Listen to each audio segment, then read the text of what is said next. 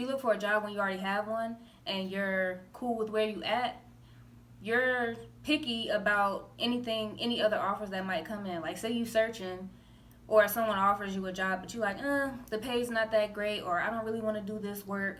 You turn it down because you like, I'm good with where I'm at. Like, I don't need it. But when you don't have a job and your rent is due, you face an eviction, your car note due, you know what I'm saying? You're going to take whatever. That job, McDonald's call you back and it's like, hey, we got a position. You can start tomorrow. You're going to take it, right? Knowing that you don't want to be in fast food. Knowing that you don't like people. You don't want to be in customer service. But now, like, you're in that position because you're desperate. It's the same thing with chasing dreams. What's up, y'all?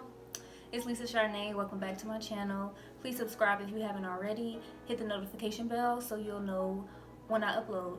Alright, so have y'all ever noticed, like, whenever a celebrity, like a singer or actress or an influencer talks about, like, how they got their start, how they got discovered, it always happens, like, when they weren't trying. For example, Lucky Day. That's my boo. I was binge watching interviews on him, like the stalker that I am. Anyway, and he was talking about, for those of y'all who didn't know, like, he started out on American Idol, I think. Yeah, I think it was American Idol. And this was like, I ain't even about to sit here and do the timeline. It was a while ago. But he was talking about how he did good on the show. He didn't win, but I think he made it to like top 10 or something like that. So he had a fan base. But after, like, he didn't win, he, was grinding, trying to get out there, trying to get signed and things like that. What artists do, posting music, doing performances, things like that, networking. And he was just saying how none of that stuff worked. Like, he would make progress and then he would take 2 steps back. And then he got to a point where he was like, you know what? I'm going to do this one last project. Like, he was about to give up, y'all. He's like, I'm going to do this one last project and I'm not going to worry about, like, if anyone else is going to like it. I just want to do something that makes me happy and some work that I'm proud of, and just to say that I at least finished it. And then after this, I'm going back to my hometown. I'm about to get a 9 to 5 and I'm going to start over. Y'all. And this was the project that got him known. Now he's signed, now he's doing shows, now he's getting the recognition that he always wanted. And it's just like, you always hear stories like that. Because I just feel like when you chase, number one, y'all know I be on the law of attraction. So it's like, the main thing with that, and I just feel like with anything in general, like, it's like the more you want something, the more you chase something, the more you think about it, it's like the further it moves away from you. The further it is away from your reach. And that's the same thing with our dreams and our goals, I feel like. It's like when you're so desperate to accomplish something that you'll do anything to make it work.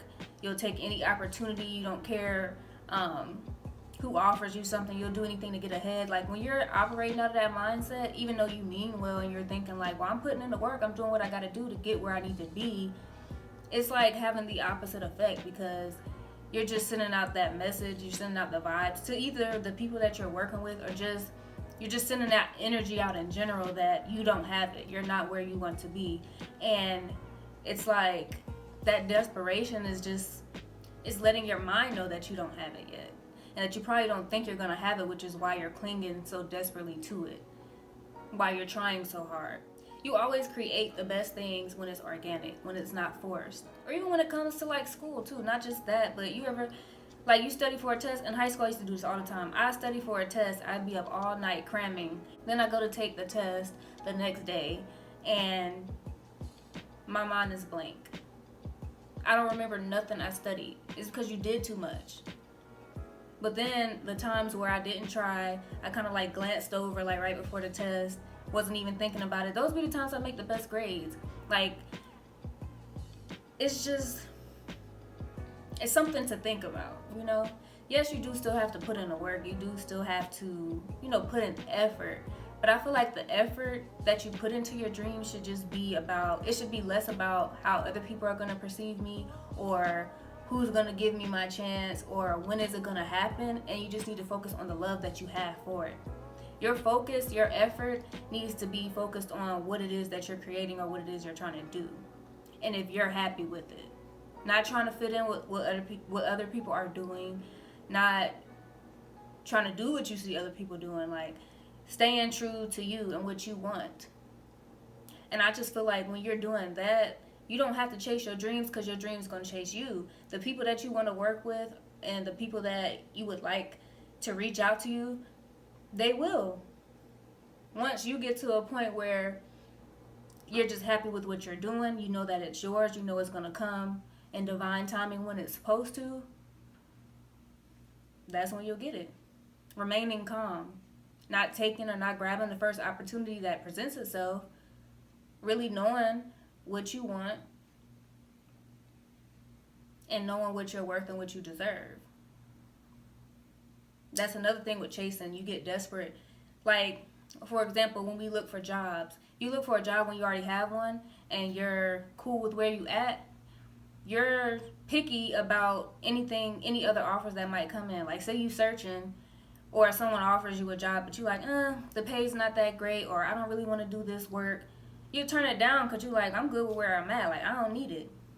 But when you don't have a job and your rent is due, you face an eviction, your car note due, you know what I'm saying? You're going to take whatever. That job, McDonald's call you back and it's like, hey, we got a position. You can start tomorrow. You're going to take it, right? Knowing that you don't want to be in fast food. Knowing that you don't like people. You don't want to be in customer service. But now, like, you're in that position because you're desperate. It's the same thing with chasing dreams.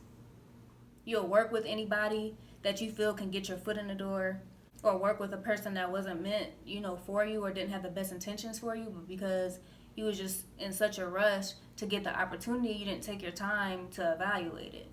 It's like the key is, y'all know I always say, it's all about balance. You do want to put in the work, but you also got to know when to surrender. You got to know when to let stuff go.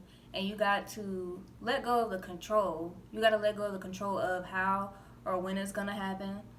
And just trust that it's going to happen. Keep doing what you're doing. And the opportunities will come to you.